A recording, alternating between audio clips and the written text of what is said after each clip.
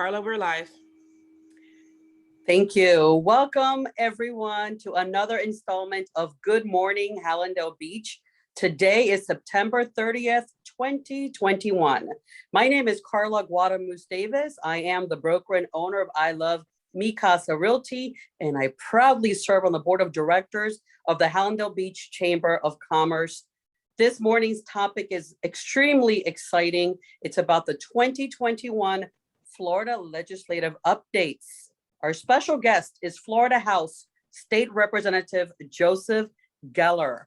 Representative Marie Woodson was also supposed to be here with us, but she's tied up with the current relief efforts in Haiti after that devastating earthquake. We do hope that we can have her on a future date.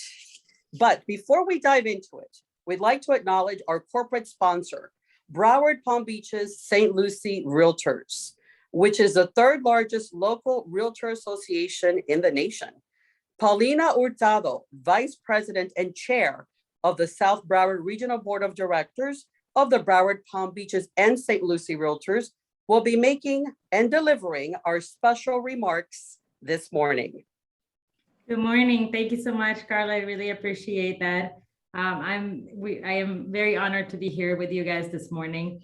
And as you had already mentioned, my name is Paulina Hurtado. I am the Vice President and Chair of the South Broward Regional Board of Directors of the Broward Palm Beaches and St. Lucie Realtors. In case you have not heard, real estate is on the rise here in Broward County. Our July 2021 numbers show 23.8% rise in the median sales price for single homes year over year from $400,000 to $495,000. The median sales price for condos has risen also by 10.3% over the same period. Ever since our association merger with the former South Broward of Realtors several years ago, our association has unified our message, community efforts, and public policy efforts. We have worked hard to forego strong relationships with our chamber partners and community leaders in the region. We are particularly proud that our partnership with the Hallandale Beach Chamber of Commerce continues to rapidly blossom. Your CEO and Executive Director, Norma English, is always quick to reach out or respond, and the relationship has been fast-moving, enjoyable, and productive with both our governmental relations team and our community outreach team. Several months ago, some of you may have seen the Realtor Association visible financial contribution to the city of Hallandale Beach to help them launch their new public website related to the Condominium Transparency and Accountability Act that was passed by the city commissions. These types of efforts or partnerships clearly demonstrate that realtors view Hallandale Beach as a critical component of the fabric of Broward County, but we also thank Mayor Joy Cooper and Commissioner Annabelle Lima Taub for taking the lead on the condo-related issue in the city, and really for all the issues impacting us here. Many of you met our President Karen Johnson during previous Hallandale Beach Chamber events. She sends her regards today while she is actually at the Broward County Governmental Center serving on Broward County Mayor Stephen Geller's Condominium Safer Structure Committee. Today, her recommendations are being discussed along with those of all the committee's members, and you can expect to hear about a number of concrete recommendations on this critical issue over the days to come. If I may have a moment, I also want to discuss an issue realtors are that we're facing right now statewide, but particularly critically to the South Broward County in Hallandale Beach. Realtors are currently in the process of collecting over 1 million signatures to place the Housing Fund for Housing Constitutional Amendment for the 2022 ballot. For many years, the state legislation has been sweeping funds dedicated for the Affordable Housing Trust Fund to cover deficiencies in the state budget. This came to head this year when the legislation actually passed a bill permanently diverting 50% of those monies. In no way are we being disrespectful to any legislation that may have a different position that the realtors community or may have had to vote at some point in the other direction as part of the larger process. We understand these are tough decisions to make, but we have priorities too. And now we have to take the tough decision to propose the constitutional amendment that simply stipulates that all dock stamp dollars intended to be allocated towards affordable housing program will indeed be used for affordable housing.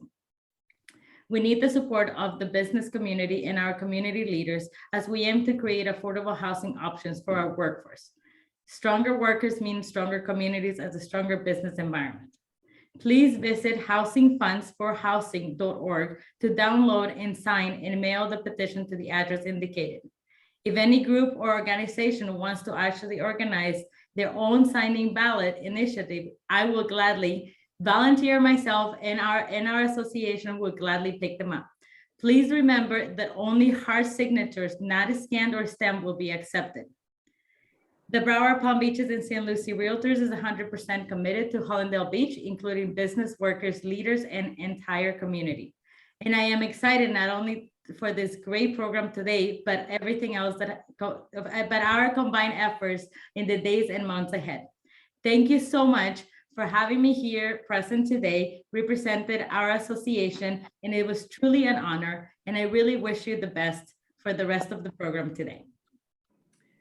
Paulina Hurtado, Vice President and Chair of the South Broward Regional Board of Directors of the Broward, Palm Beaches, and St. Lucie Realtors. And I'll make a disclaimer right now. I was just appointed as a regional board member, and I cannot wait to serve. So it's an honor to meet you here today. So yes, thank you. Congratulations. So here we go, guys. This is what we've been waiting for. Our very special guest this morning served as mayor for North Bay Village from 2004 to 2008. Was the Miami-Dade County Democratic Party chair from 1989 to 2000, and was elected to the Florida House of Representatives in 2014.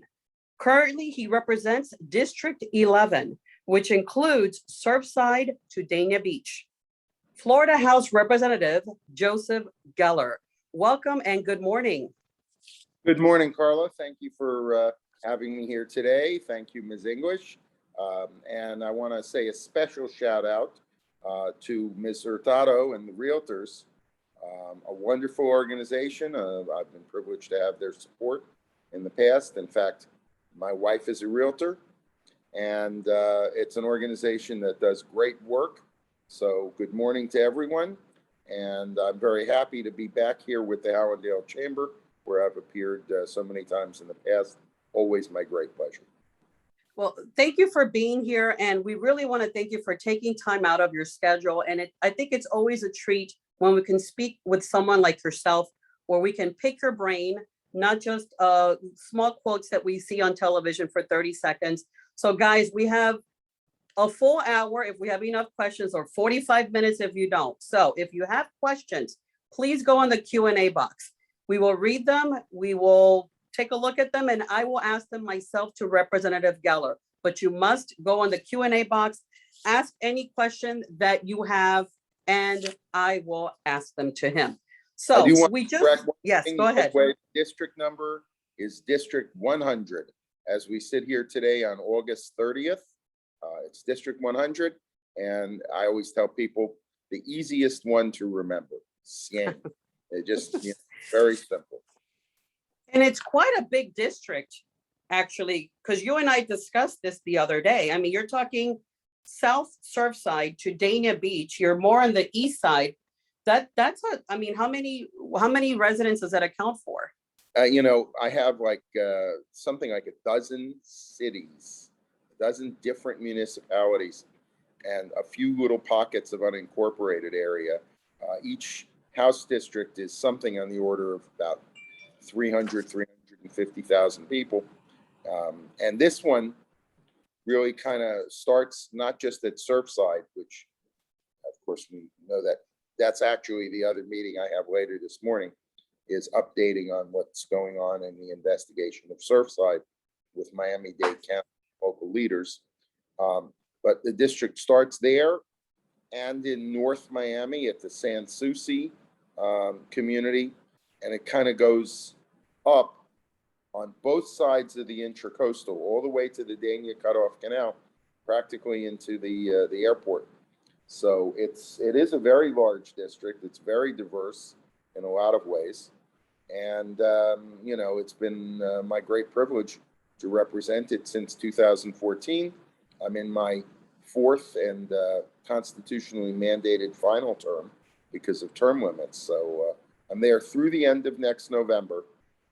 when we have the following elections and somebody will be elected to succeed me here. If we have a minute, and I know you've got a large agenda of things that you want us to talk about, all of which I'm happy to discuss. But I want to talk, I hope that Ms. Hurtado is still on. I want to take a moment and talk about the Realtors Initiative, which I completely support. As she pointed out, a bill was passed this past session. The bill permanently takes half the money that's supposed to go to affordable housing and says it'll be used for other purposes. The people who pushed it said, oh, well, we're guaranteeing that the other half will be used for affordable housing. And there have been plenty of years where they've, the word swept is a very polite term. One could say stole all the money if one were inclined to use inflammatory language. I voted against the bill that passed, and I think it's a disgrace. I really very much support the realtors. You know, Ms. Hurtado was careful to say, no disrespect intended. Well, I disrespect the people who voted for it. Okay, I recognize everybody has, you know, in my opinion, people have generally positive motivations. Everybody sees it differently. They try to do their best. But I am in complete disagreement with the policy that's been practiced. I happen to have known Bill Sadowski, that fund is named after, a state legislator, a great guy, died way too young in a plane crash. Bill Sadowski fought for affordable housing. That's why that fund is named after him. And it's supposed to be a trust fund. We told the people when that was adopted that the reason to charge this extra money was to make sure that there was housing that was decent, clean, and affordable for the people of this state. And yet every year, my misguided colleagues, regardless of their good intentions, have taken that money and spent it on things other than affordable housing. When we hear from some businesses today that they're now actually having trouble getting employees, they should realize one of the reasons is because people can't afford to live where they work or even nearby, because there is not affordable housing. So this is hardly just a realtors issue. It affects our people across the board. And I just want to put myself on record as saying the bill that we adopted was a bad bill. The initiative that the realtors have brought is a good initiative. I encourage everybody, all your chamber members, all the individuals who hear this, all of us to support it. That Affordable Housing Trust Fund should be inviolable. It should be used for the purpose it's intended. We certainly need more, not less, affordable housing in our community. And actually, you answered my first question. So that was my first question. And if we could, Norma, put up a link, if possible, or if there's someone from the Broward Palm Beaches, St. Lucie Realtors, if you want to put the link on the Q&A so that everyone sees where they can go to make a difference in this issue that affects all of us, that would be great.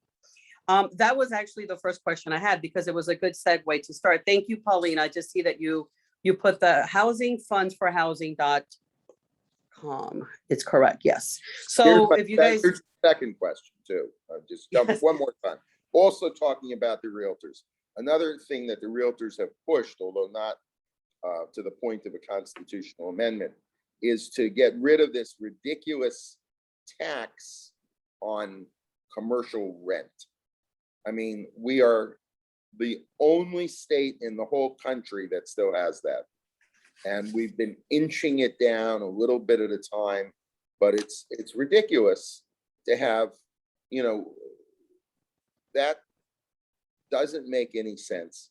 Look, I'm not afraid of taxes when they're needed, but to tax something that shouldn't be taxed, that actually chokes commercial activity, is a mistake. And we have other more logical sources of revenue that tax on commercial rents should be eliminated. The realtors have been calling for that for years.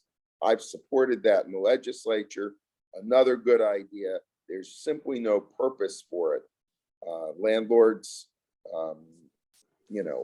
lose leases over things like that, where people can't afford the rents that they're paying. We should do away with that one too. And with that, I'm at your disposal for anything else that comes to mind. Well, let me also repeat, it's housingfundsforhousing.org and the number 4. So if you guys want to get involved, I think that's very important. Let me ask you this question, since we're on this topic. Do you believe in rent control? Because right now in the real estate industry, as I'm sure your wife can attest, we can't find any affordable rentals for anyone. A house that would normally go for $2,000 a month, and we're talking a 2-bedroom, is now easily over $3,000.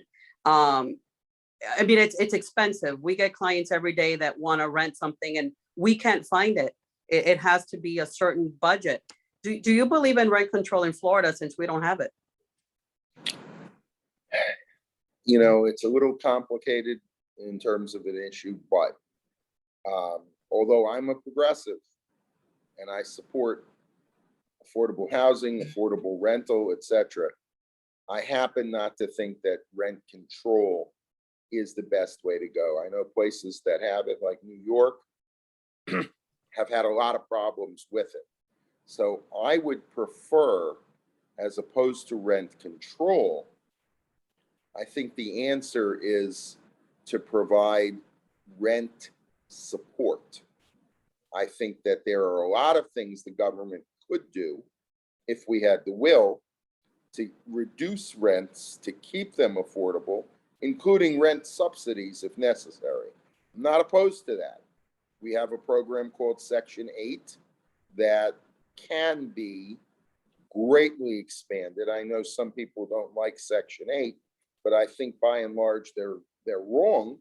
I think it makes sense, not just for tenants, but for landlords who've been getting hammered recently as well. I mean, I'm against evictions, but that doesn't mean that I think landlords should be penalized. Landlords have mortgages to pay as well. So we just got over $10 billion in this state from the federal government. They call it Biden bucks. And we should be spending that money wisely, and we should be using that money to benefit the people. That's what these stimulus payments are all about. And I'm a big supporter of the stimulus payments, but Section 8 could be expanded greatly in this state. There are some efforts to do that. And affordable housing dollars themselves can be expanded. And we should have an emergency fund that helps people who are in danger of eviction, that they can go to if they've been adversely impacted by this terrible virus. And who among us hasn't been? So there's a lot we could do. And rather than control rents, which would really squeeze some landlords unfairly, let's make sure the landlords get paid what they need to get paid. But let's make sure that those tenants who don't have the funds have access to something from our government, so they don't end up homeless on the street. A lot of that affects children adversely, but not just kids. I mean, anybody should be out of that situation. And the way to do it is to use some of this money that we've got when everybody pays their fair share, and to support rents and have funds available from the government to help with that. I think that's a better solution to me than I think rent control would be. And thank you for answering that.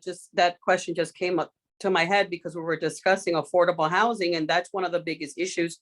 People cannot afford their rents. And these are working people that have businesses, not even, just Section 8, but you have people that work full time that cannot pay their rents.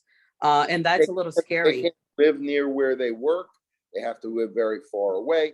That impacts further employment. All of this, people say, oh, well, it costs money, but we need to spend some of this money to keep the economy moving and functioning, to keep people employed, to keep businesses from closing, all of that. Does it cost money up front? Well, maybe. I mean, yes. But in the long run, it's healthier for our economy. It keeps people moving. It keeps the economy working. And, people make money, people get paid, they go out, they spend that money, they keep other businesses open. That's how we keep our economy flourishing. We got to be, looking at the long run. The long run is we can't afford to fall back into something like the Great Recession. Oscar Lorente, who's joining us here, made a point, and maybe if you can address it. What are your thoughts about having a moratorium on high-end buildings and encourage mid-range housing? That question comes from Oscar Lorente. I would say that we should be able to walk and chew gum at the same time, Oscar. I don't necessarily think we need to stop the high-end buildings. I think, though, that the key to your question is the other part of it. What we need to do, again, like I said on the previous thing, we can do a lot of things by incentivizing the behavior that we want to see. So, if people want to build high-end buildings, I don't think we should stop them. But we need to incentivize these low and mid-rise, these affordable options. And the way to do that is to support them. And I don't mean just with empty words. We need to incentivize that mid-rise construction, and we need to do it by providing more government funds. We do support affordable housing now, but again, the problem is we don't do enough of it. The system in the state of Florida to distribute the programs like SAIL and SHIP, state, housing incentive program.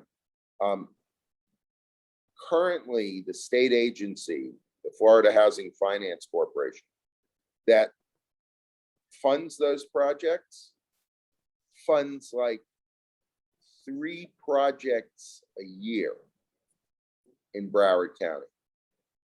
3. It should be 30. And again, that's a consequence of the money that's supposed to go for affordable housing being diverted to other places. If we had those literally extra hundreds of millions of dollars, we could fund a real robust program in Broward and Dade and Palm Beach, all around, and we could address the critical issue that Oscar is raising about affordable mid-rise housing. The way to do that, like I said, I don't think we need a moratorium on the other end. If you want to build it and you've got a client base that's going to pay for it, that's fine. That's on private dollars. But the public dollars need to be targeted for the kinds of things that Oscar is raising. And if we did that and we put public money behind that, you'd see a great increase in it. And there would be some properties that somebody had thought about doing luxury high-end that they would say, I can do just as well with and get it done quicker and turn the money over and turn this project over by doing mid-rise, because there's government incentive money to do it. So that would be my response to the suggestion. So Representative Geller, what does the layperson do here? Because, everyone has concerns, everyone wants action. We elect our officials to represent us. But then when things aren't happening for us, what do? We do the grassroots, we go picket in Tallahassee. What do we do to make this happen? Well, those are 2 things. I'm a supporter of the right to, make your voice heard. And if that's, an organized, peaceful protest, great. I've spoken at many things like that. I was at a speaker at a voting rights march event just Saturday out at FIU. And voting rights are critically important. But, having the right to vote is the first thing. But if you then don't exercise that right to vote, then it's all for naught. And, the kinds of things that, for instance, the realtors have done, they bring when they come to Tallahassee now, last year was a very odd session. Again, because of this terrible virus that's going around, we could not have the large groups of people that we had in the past. But the realtors are famous for showing up. You have a meeting scheduled with the realtors and it's not one person and it's not 4 people, but 30 walk into the room who've taken their time and their money to come up and be heard. That's tremendously effective in Tallahassee. It may be the most effective, but it's certainly not the only thing. Writing letters, making phone calls, having people like me come to meetings and be, able to hear as well as speak, to interact, to find out what people believe. These kinds of things, like, again, the question that Oscar just raised, supporting mid-rise construction, making sure there's more of it. This can be advocated for in a lot of ways. And, we need to be wise in who we send to be our voices as well, because I have to say, again, I respect my colleagues. I think, basically, everybody wants pretty much the same things. We want good schools for our kids. We want safe communities to live in. We want our environment to be protected. We want everybody to be treated fairly. So, we could expand on those, but that covers most of it. There's some other particular things don't fit. But we sure have differences about how those things can best be accomplished.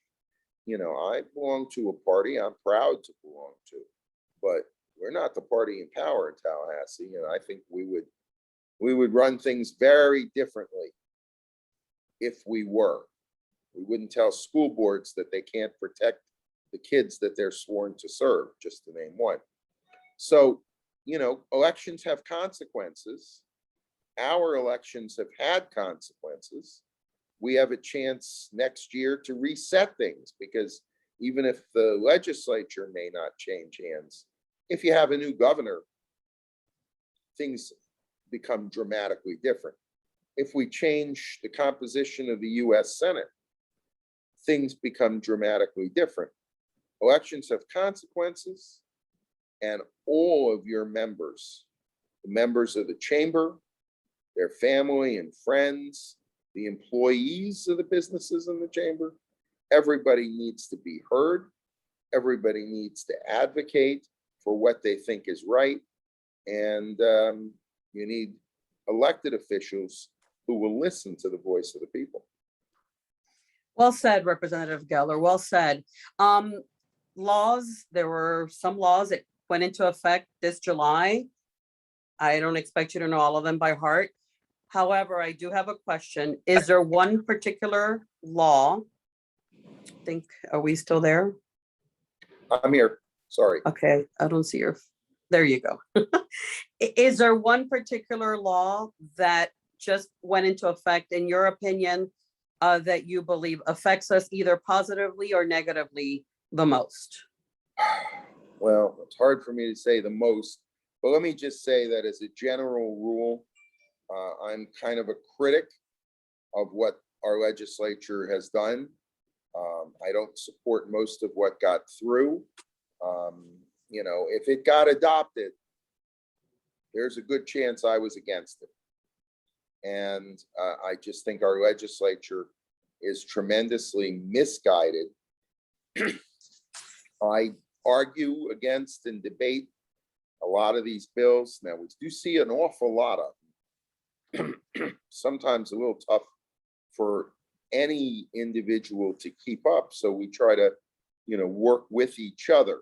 I'm deeply interested in the environment, but I have colleagues who keep up, minute by minute with every bill that affects the environment that I can talk to and look to for guidance. I tend to be involved in civil justice issues and voting rights issues, in election law issues. That's, you know, something I've done in my private practice as an attorney. And so, you know, I have colleagues who come to me to ask for advice on some of those issues. I used to sit on a couple of different education committees, but in my last couple of sessions, I've not been appointed to those committees. So again, even though I have a long background in those issues and I'm dedicated to public education, I do have colleagues who are currently serving on those committees, and I look to them to help give advice on the nuances of issues that are coming up. So let me pick one specific. We, in the field of education, there was a bill this year that has one of those little nice titles that kind of disguises what it's really about, called school choice. Now, if you put the words school choice out there, most people will probably say, oh, great, I'd love to have a choice when it comes to schools. What they don't say is what that bill really does. And this is one that was passed and signed.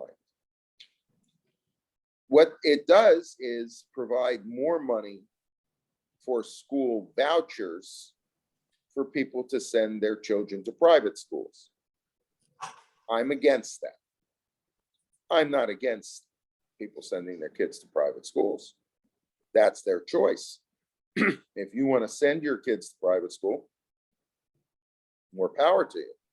And if the private school wants to make that possible, if the private school wants to give, you know, scholarship or tuition relief or something, I have no problem with that either.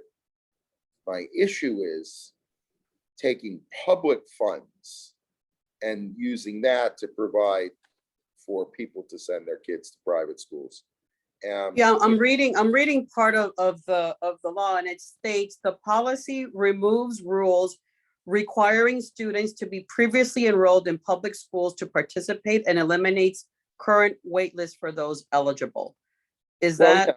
What it does is they say, well, it's not private funds. What they do is they take money that would be coming to the state treasury and they intercept it and divert it to support private schools.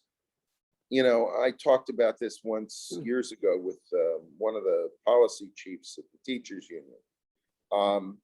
The fact is that this is not so much a matter of principle, it's a matter of dollars. We have a lot of children in our public school system. And I think while there are other problems in the public school system, it's also underfunded. And it has been for years, certainly since the Great Recession, when the funds were dramatically cut. And they say, you know, a number of times in recent years, well, we've raised funding. Well, okay, if you have an enormous cut in funding for public schools and then incrementally start to raise it back up, yeah, you've raised funding over last year's inadequate amount. But we need more money for the public schools. That should be our priority. You know, if we, as my friend, I said that I talked about this with some years ago, he said, look, first, fully fund public education. Then we can talk about all this other stuff.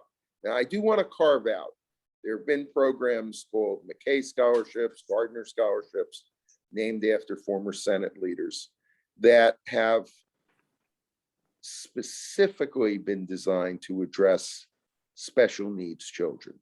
And in some circumstances, these programs are more efficient for special needs kids, not only financially, but in terms of making sure that those often overlooked kids get the attention they need. So I've supported those because they do a good job and because those kids have every bit as much right to an education, even though they've been dealt a little bit of a tough hand by life.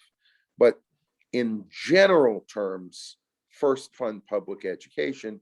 Then if you want to have the money for all these other options, well, that's something we could all look at and talk about. But I don't think that we should be picking a few kids who will succeed because they are going to be given this special attention if it's at the expense of the great majority of our kids who are in public schools. So then the question is, how us as parents, I have an 11-year-old daughter, how do we know in advance what's going on, and how can we raise our voices if we don't like something or like something in advance? Because we're talking about things that have passed too late. So again, I go back to that first question I asked. How do we know what's going on in Tallahassee without us spending hours going online trying to figure it out? You know, that's kind of up to me in some sense. I mean, for everybody who has the time to do it, that's great. But it kind of falls on me to make sure that I'm letting the people in my district know what's going on up there. We try to keep people posted with newsletters and email blasts and different kinds of ways to reach out, including through groups like the Realtors, our sponsor. But it's a two-way street. It's on us, but it's on, as I said before, it's on every citizen. You know, there's an old saying about when Ben Franklin left the Constitutional Convention, a woman said to him, "What form of government have you given us, Mr. Franklin?" And he said, "A republic, if you can keep it." And that's really the truth. In every generation, we have to do our share.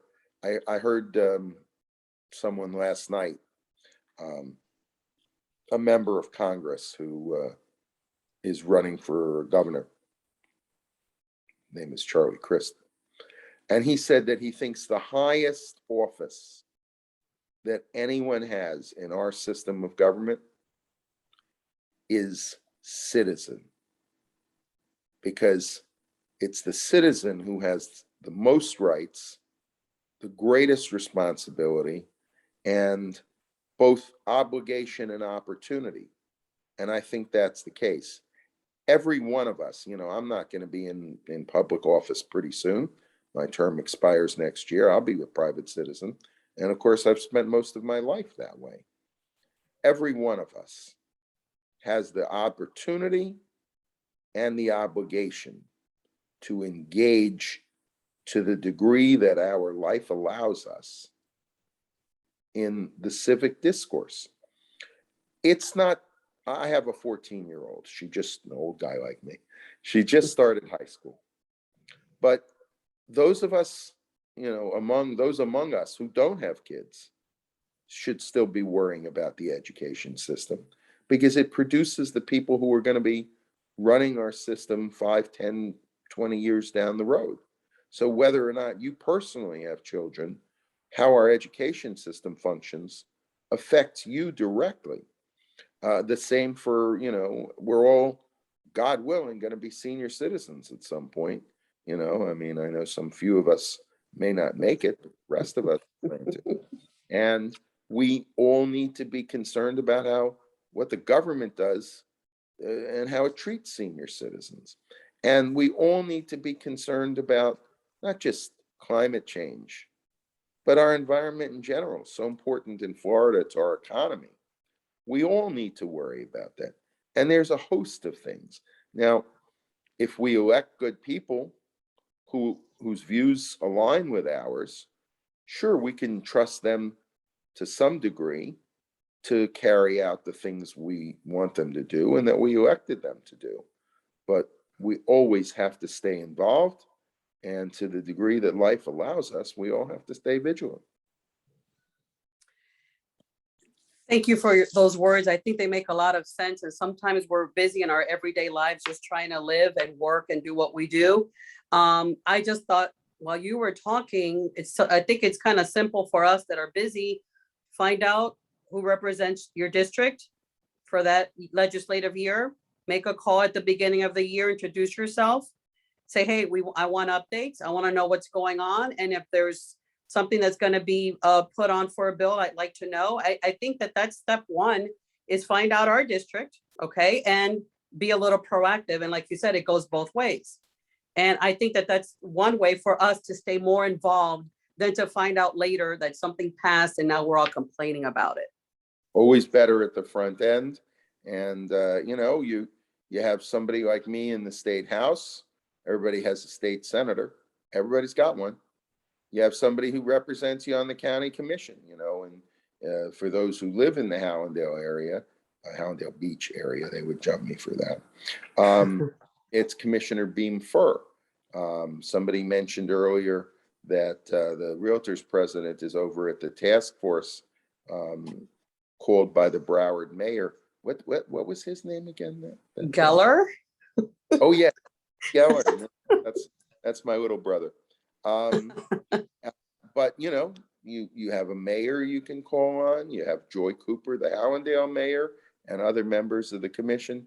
So there are a lot of people out there. You have a member of Congress, to see what Congress is doing. That's again, if you live in the Hallandale area, that's Debbie Wasserman Schultz. So sometimes you'll find somebody like me who says, I agree with you, but unfortunately, the majority of my colleagues do not. But I could point you to some of them, even though you're not their constituent, where you can go and tell them how things really are. I'm a small business owner, or I work for a small business. Small business is not getting treated right. Small business is the huge economic engine that, keeps our economy flowing. That's what's so important about groups like the Hallandale Beach Chamber, is that it pays so much attention to businesses of all size, including small businesses. That's why chambers in general are such a voice, mostly for the people, because that's who runs, owns, and works at small businesses. So, there's a lot of different ways. I recognize every one of us has a life to live. And there are things that we have to do in our everyday life, but you can't neglect these duties of being a citizen if you want to keep your voice. Unless you want to turn it over and have other people make their decisions that affect you, we all have to find some time for our obligations as a citizen to be able to say, this is what I want to see happen.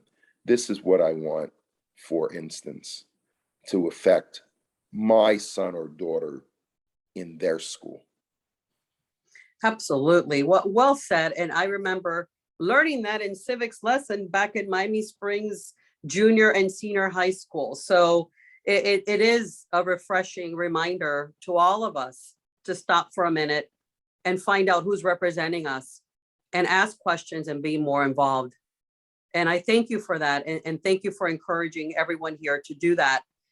Representative Joseph Geller, yes. I hope everyone's registered to vote. I hope every single person who hears this is registered. If not, get registered. It's so easy. You can do it online. Just find your supervisor of elections and you can literally register online. Once you are, if you look at your voter card, it tells you the district number of your school board member, your county commissioner, your member of Congress, state legislator, state senator. That's all right on there. And then you can just look them up and you know who you got. Just look at your voter card. And if you don't have a voter card to look at, get one. Exactly. Thank you again, Representative Joseph Geller, for your time in office, for representing your constituents the best that you can, and taking the time to do this. What you do is not easy. That's why not everybody can do it. Any other questions from anybody? Let me look at the chat. No, but I would like to tell everyone what's coming up in September. On September 9th, we have our next Good Morning Hallandale Beach, and the topic is a special update on COVID. And the Memorial Healthcare System will provide us a program, Heart Attack versus Heartburn. And we'd like to thank the Broward, Palm Beaches, and St. Lucie Realtors for supporting us this morning for this very important event. And there you go, housing fundsforhousing.org. If everyone can please get on that, that would be amazing. Representative Joseph Geller, thank you again for your time. And Norma English, a very special thanks to you, the CEO of the Hallandale Beach Chamber of Commerce. I'm Carla Guadamus Davis here as your moderator. Have a great day, everyone. Stay safe and be kind to one another. Bye. Hello.